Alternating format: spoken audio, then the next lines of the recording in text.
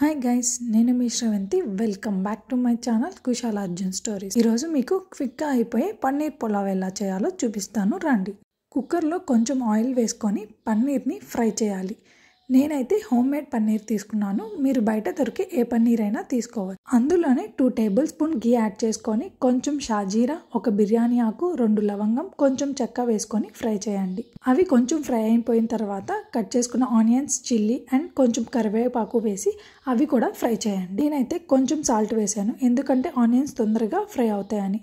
దానిలోనే 1 table spoon అల్లం వెల్లుల్లి పేస్ట్ వేసుకొని అది కూడా ఫ్రై చేయండి.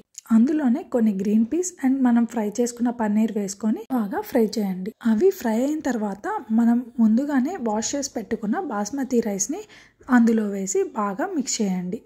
నేనైతే 1 గ్లాస్ రైస్ తీసుకున్నాను. దానికి 1.5 గ్లాస్ వాటర్ పోసి సాల్ట్ సరిపోయిందో లేదో చూసుకొని కుక్కర్ మూత పెట్టేసి 2 విజిల్స్ వచ్చాక స్టవ్ ఆఫ్ చేయడమే. కుక్కర్ ప్రెషర్ పోయేదాకా ఆగి ఓపెన్ చేసి చూస్తే మన వేడి వేడి పులావ్ రెడీ.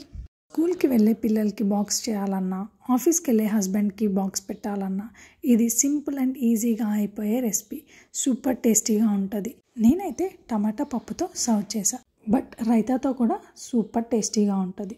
అండ్ చిన్నపిల్లలైతే ప్లెయిన్ రైస్తో కూడా తింటారు.